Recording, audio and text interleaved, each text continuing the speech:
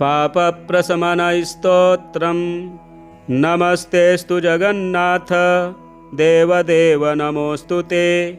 वासुदेव नमस्तेऽस्तु बहुरूप नमोऽस्तु ते। एकशृङ्ग नमस्तुभ्यं नमस्तुभ्यं वृषाकपे। श्रीनिवास नमस्तेऽस्तु नमस्ते भूतभावन। विश्वक्सेन नमस्तुभ्यं नारायण नमोऽस्तु ते। ध्रुवध्वज नमस्तेऽस्तु सत्यध्वज नमोऽस्तु ते। यज्ञध्वज नमस्तुभ्यं धर्मध्वज नमोऽस्तु ते। तालध्वज नमस्तेऽस्तु नमस्ते गरुडध्वज। वरेण्य विष्णो वैकुण्ठ नमस्ते पुरुषोत्तम। नमो जयन्त विजय जयानन्तापराजित। कृतावर्त महावर्त महादेव नमोऽस्तु ते। अनाद्याद्यन्तमध्यान्त नमस्ते पद्मजाप्रिय। पुरञ्जय नमस्तुभ्यं शत्रुञ्जय नमोऽस्तु ते। शुभञ्जय नमस्तेऽस्तु नमस्तेऽस्तु धनञ्जय। सृष्टिगर्भ नमस्तुभ्यं शुचिस्रवः पृथुस्रवः। नमो हिरण्यगर्भाय पद्मगर्भाय ते नमः। नमः कमलनेत्राय कालनेत्राय ते नमः। कालनाभ नमस्तुभ्यं महानाभ नमो नमः।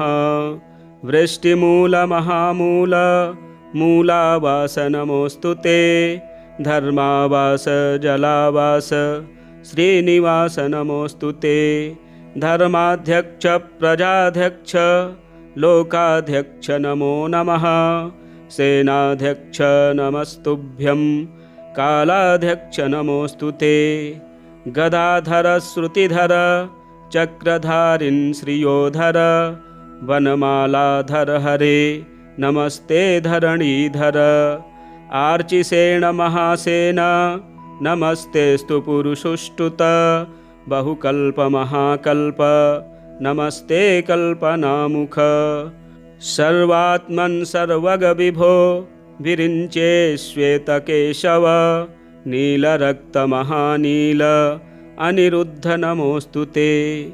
द्वादशात्मक कालात्मन् सामात्मन् परमात्मक।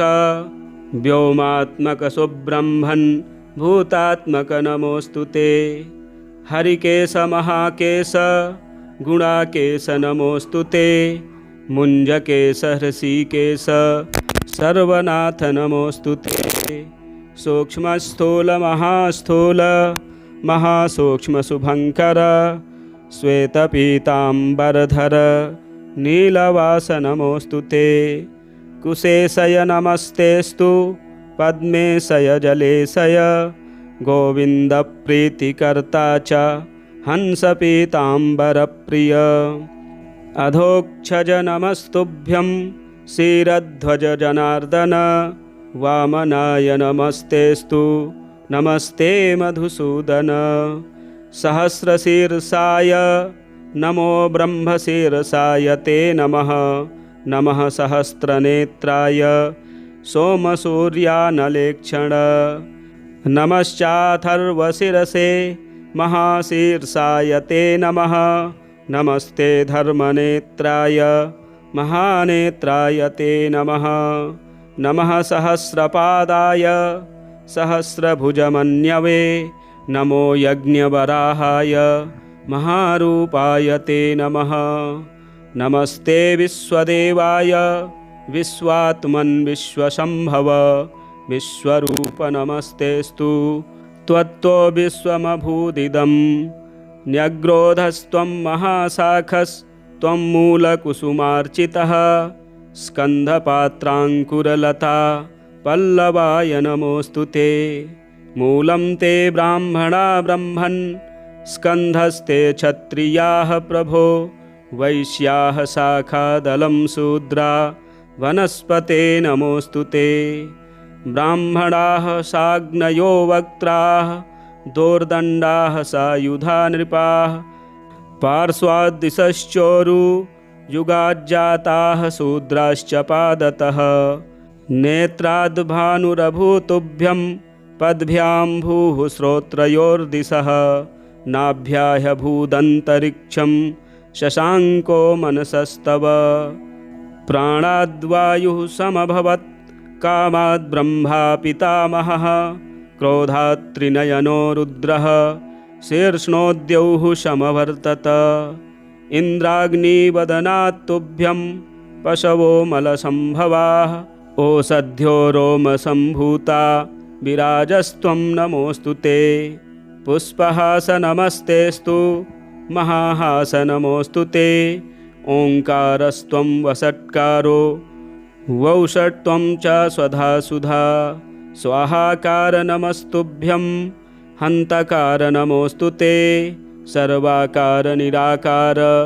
वेदाकार नमोऽस्तु ते त्वं हि वेदमयो देवः सर्वदेवमयस्तथा सर्वतीर्थमयश्चैव सर्वयज्ञमयस्तथा नमस्ते यज्ञपुरुष यज्ञभागभुजे नमः नमः सहस्रधाराय शतधाराय ते नमः भूर्भुवः स्वः स्वरूपाय गोदायामृतदायिने सुवर्णब्रह्मदात्रे च सर्वदात्रे च ते नमः ब्रह्मेशाय नमस्तुभ्यं ब्रह्मादे ब्रह्मरूपधृक् परब्रह्म नमस्तेऽस्तु शब्दब्रह्म नमोऽस्तु ते विद्यास्त्वं वेदरूपस्त्वं वेदनीयस्त्वमेव च बुद्धिस्त्वमपि बोध्यश्च बोधस्त्वं च नमोऽस्तु ते होता होमश्च हव्यञ्च हूयमानश्च हव्यवाट् पाता पोता च पूतश्च पावनीयश्च ॐ नमः हन्ता च हन्यमानश्च ह्रियमाणस्त्वमेव च हर्ता नेता च नीतिश्च पूज्यग्रो विश्वधार्यसि सृक्सृवौ परधामासि कपालो लूखलो रणिः यज्ञपात्रारणेयस्त्वम् एकधा बहुधा त्रिधा यज्ञस्त्वं यजमानस्त्वम् ईड्यस्त्वमसि याजकः ज्ञाताज्ञेयस्तथा ज्ञानं ध्येयो ध्यातासि चेश्वरः ध्यानयोगश्च योगी च गतिर्मोक्षो धृतिः सुखं योगाङ्गानि त्वमीशानः सर्वगस्त्वं नमोऽस्तु ते ब्रह्मा होता तथोद्गाता शामयूपोऽथ दक्षिणा दीक्षा त्वं पुरोडासस्त्वं पशुः पशुवाह्यसि गुह्यो धाता च परमः शिवो नारायणस्तथा महाजनो निरयनः सहस्रार्केन्दुरूपवान् द्वादशारोऽथ षण्डाभिस्त्रिव्यूहो द्युगस्तथा कालचक्रो भवानीशो नमस्ते पुरुषोत्तम पराक्रमो विक्रमस्त्वं हयग्रीवो हरीश्वरः नरेश्वरोऽथ ब्रह्मेशः सूर्येशस्त्वं नमोऽस्तु ते अश्ववक्त्रो महामेधाः शम्भुशुक्रः प्रभञ्जनः मित्रावरुणमूर्तिस्त्वममूर्तिरनघः परः प्रागवंशकायो भूतादिर्महाभूतोच्युतो द्विजः त्वमूर्ध्वकर्ता ऊर्ध्वश्च ऊर्ध्वरेता नमोऽस्तु ते महापातकः त्वञ्च उपपातकः तथा अनीशः सर्वपापेभ्यस्त्वामहं शरणं गतः फलश्रुतिः इत्येतत्परमं स्तोत्रं सर्वपापप्रमोचनं महेश्वरेण कथितं वाराणस्यां पुरा मुने केशवस्याग्रतो गत्वा स्नात्वा तीर्थे सितोदके उपशान्तस्तथा जातो रुद्रः पापवशात्ततः एतत्पवित्रं त्रिपुरघ्नभासितं पठन्नरो विष्णुपरो महर्षे विमुक्तपापो ह्युपशान्तमूर्तिः सम्पूज्यते देववरैः प्रसिद्धैः सम्पूज्यते देववरैः प्रसिद्धैः। नमस्तेऽस्तु जगन्नाथ देवदेव नमोऽस्तु ते। वासुदेव नमस्तेऽस्तु बहुरूप नमोऽस्तु ते। एकशृङ्ग नमस्तुभ्यं नमस्तुभ्यं वृषाकपे। श्रीनिवास नमस्तेऽस्तु नमस्ते भूतभावन। विश्वक्सेन नमस्तुभ्यं नारायण नमोऽस्तु ते।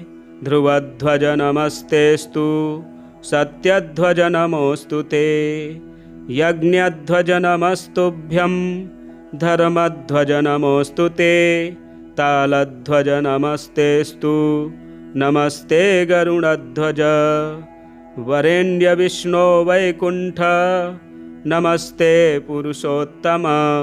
नमो जयन्त विजय जयानन्तापराजित।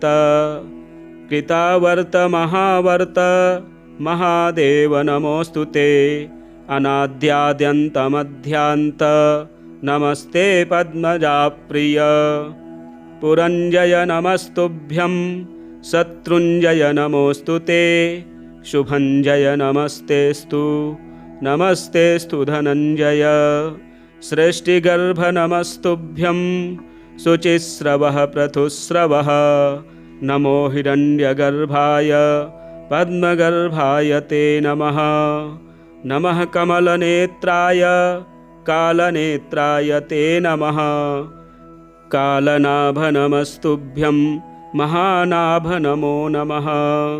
वृष्टिमूल महामूल मूलावास नमोऽस्तु ते। धर्मावास जलावास श्रीनिवास नमोऽस्तु ते। धर्माध्यक्ष प्रजाध्यक्ष लोकाध्यक्ष नमो नमः। सेनाध्यक्ष नमस्तुभ्यं कालाध्यक्ष नमोऽस्तु ते। गदाधर श्रुतिधर चक्रधारिन् श्रियोधर। वनमालाधर हरे नमस्ते धरणीधर। आर्चिसेन महासेन नमस्तेऽस्तु पुरुषुष्टुत। बहुकल्प महाकल्प नमस्ते कल्पनामुख। सर्वात्मन् सर्वगविभो विरिञ्चे श्वेतकेशव। नीलरक्तमहानील अनिरुद्ध नमोऽस्तु ते। द्वादशात्मक कालात्मन् सामात्मन् परमात्मक। व्योमात्मक सुब्रह्मन् भूतात्मक नमोऽस्तु ते। हरिकेश महाकेश गुणाकेश नमोऽस्तु ते। मुञ्जकेश हृषीकेश सर्वनाथ नमोऽस्तु ते। सूक्ष्मस्थूल महास्थूल महासूक्ष्म शुभङ्कर। श्वेतपीताम्बरधर नीलवास नमोऽस्तु ते। कुशेशय नमस्तेऽस्तु पद्मेशय जलेशय। गोविन्दप्रीतिकर्ता च हंसपीताम्बरप्रिय। अधोक्षज नमस्तुभ्यं क्षीरध्वज जनार्दन। वामनाय नमस्तेऽस्तु नमस्ते मधुसूदन। सहस्रशीर्षाय नमो ब्रह्मशीर्षाय ते नमः।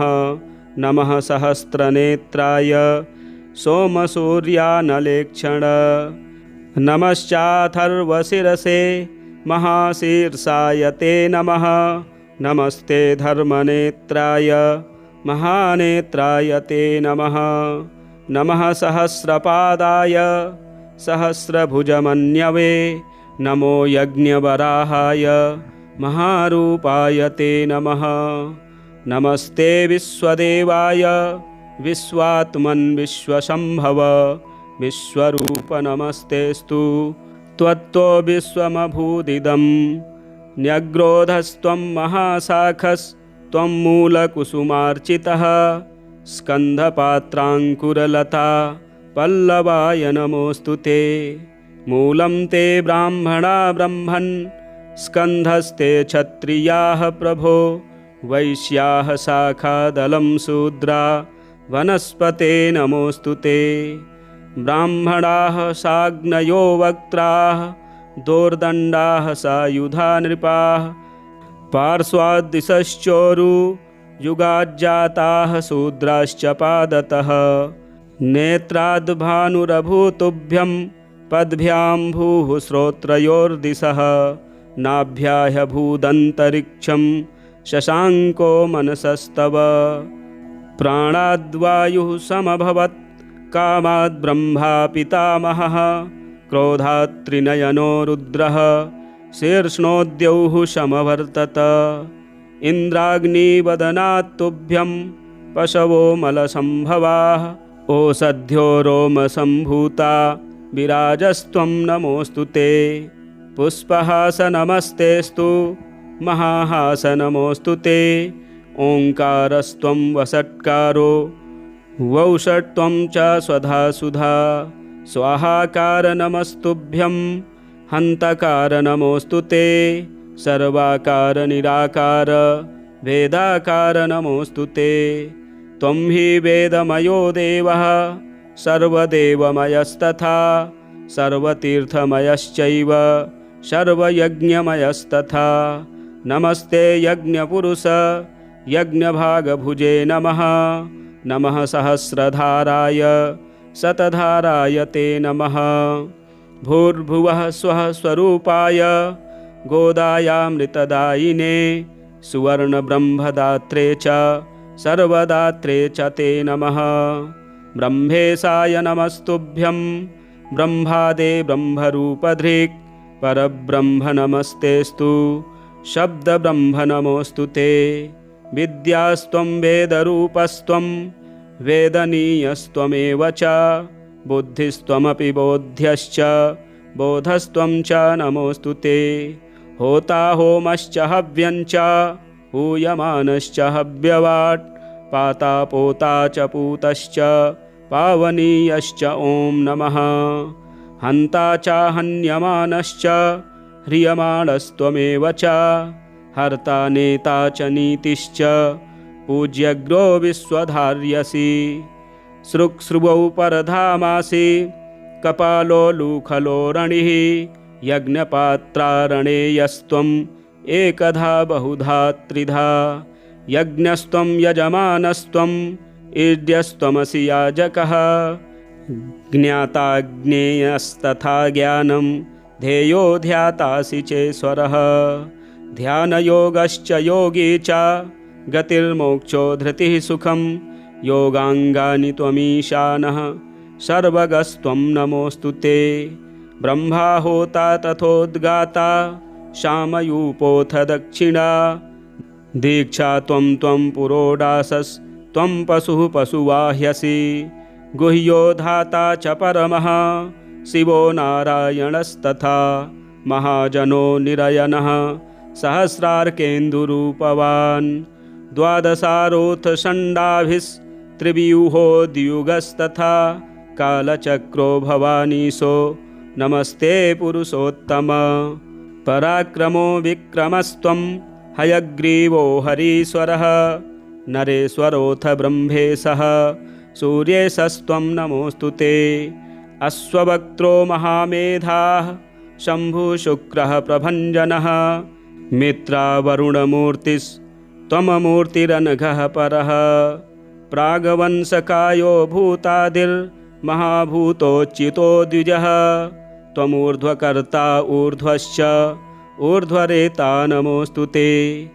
महापातकः त्वञ्च उपपातकः तथा अनीशः सर्वपापेभ्यस्त्वामहं शरणं गतः फलश्रुतिः इत्येतत्परमं स्तोत्रं सर्वपापप्रमोचनं महेश्वरेण कथितं वाराणस्यां पुरा मुने केशवस्याग्रतो गत्वा स्नात्वा तीर्थे सितोदके उपशान्तस्तथा जातो रुद्रः पापवशात्ततः एतत्पवित्रं त्रिपुरघ्नभासितं पठन्नरो विष्णुपरो महर्षे विमुक्तपापो ह्युपशान्तमूर्तिः सम्पूज्यते देववरैः प्रसिद्धैः सम्पूज्यते देववरैः प्रसिद्धैः।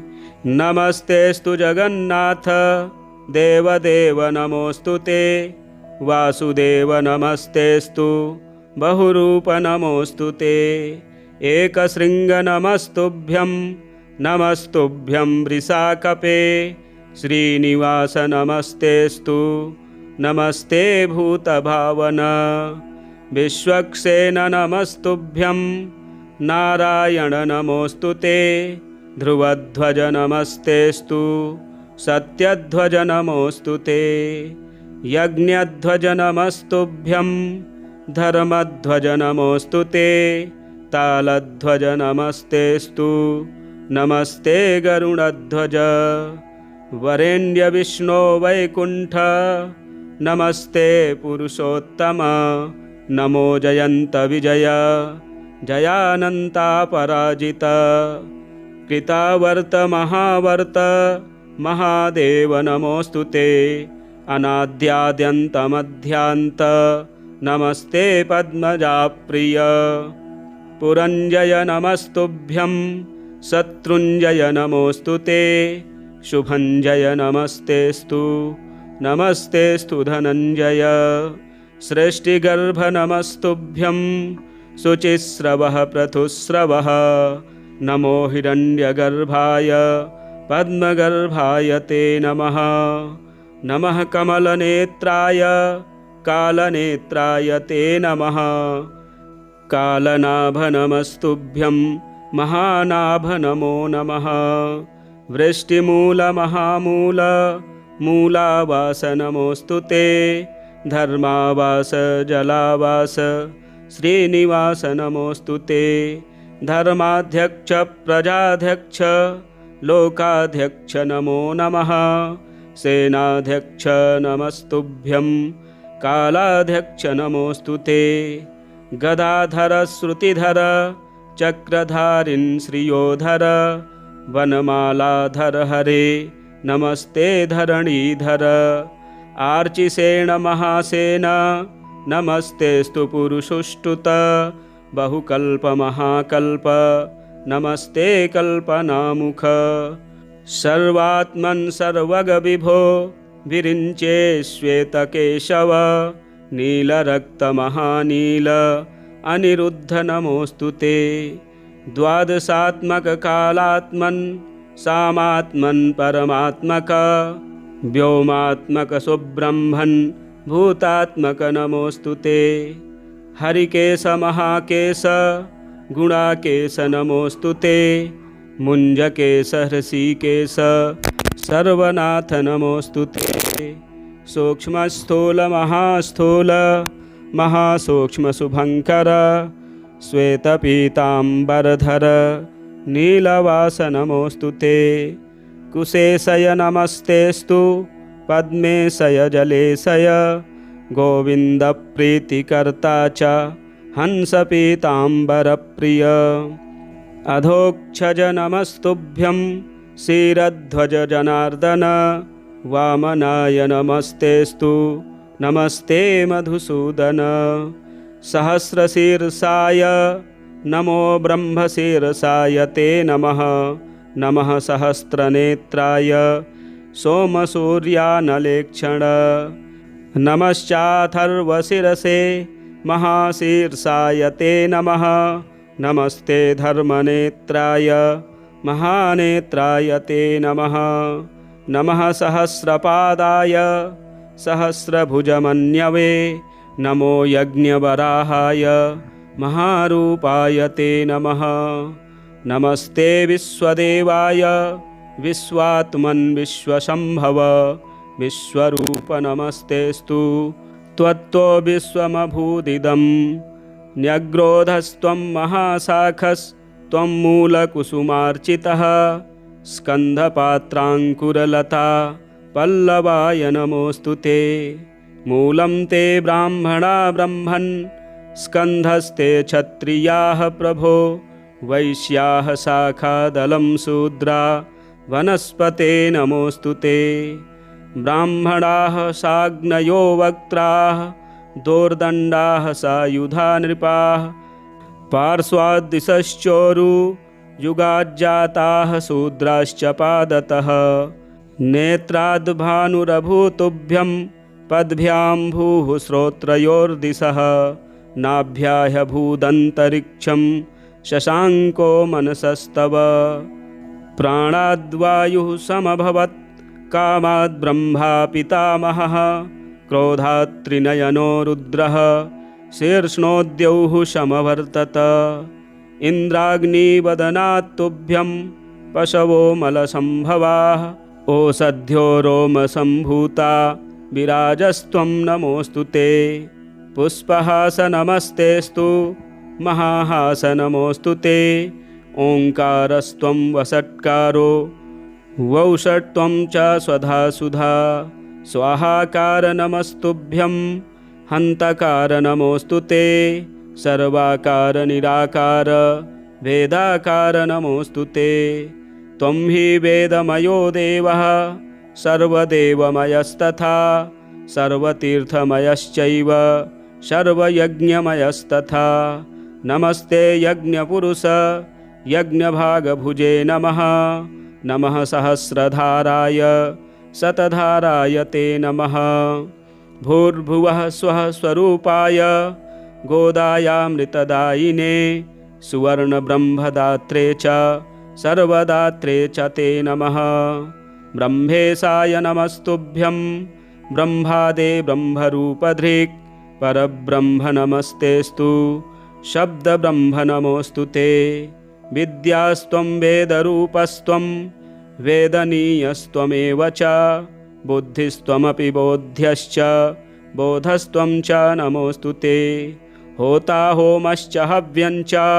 हूयमानश्च हव्यवाट् पाता पोता च पूतश्च पावनीयश्च ॐ नमः हन्ता च हन्यमानश्च ह्रियमाणस्त्वमेव च हर्ता नेता च नीतिश्च पूज्यग्रो विश्वधार्यसि सृक्सृवौ परधामासि कपालो लूखलो रणिः यज्ञपात्रारणेयस्त्वम् एकधा बहुधा त्रिधा यज्ञस्त्वं यजमानस्त्वम् ईड्यस्त्वमसि याजकः ज्ञाताज्ञेयस्तथा ज्ञानं ध्येयो ध्यातासि चेश्वरः ध्यानयोगश्च योगी च गतिर्मोक्षो धृतिः सुखं योगाङ्गानि त्वमीशानः सर्वगस्त्वं नमोऽस्तु ते ब्रह्माहोता तथोद्गाता शामयूपोऽथ दक्षिणा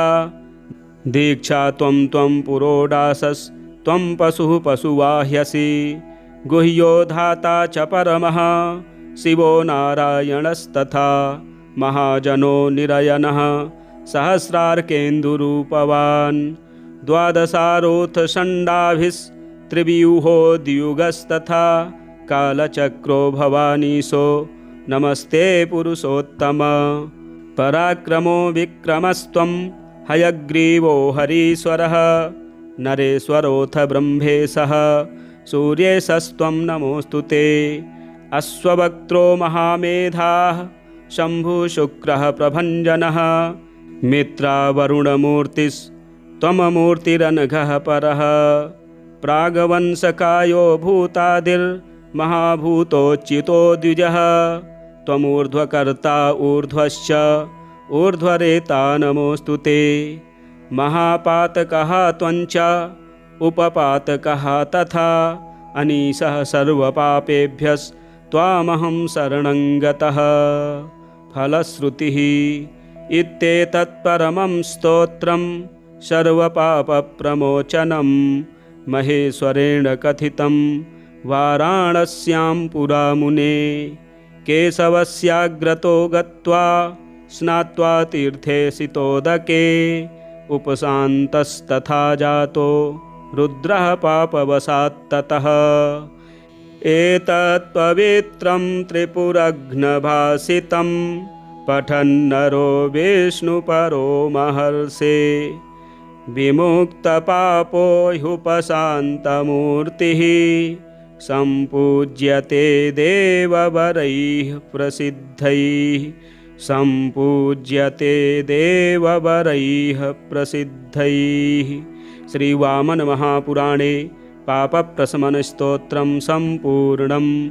आज के दिन इस स्तोत्र का पाठ श्रवण करने से सभी प्रकार के पापों का शमन होता है, सुख शांति सौभाग्य की प्राप्ति होती है। आप पाठ अवश्य श्रवण करें। यदि हमारे चैनल में नए हैं तो चैनल को सब्सक्राइब करें, वीडियो शेयर करें, लाइक करें।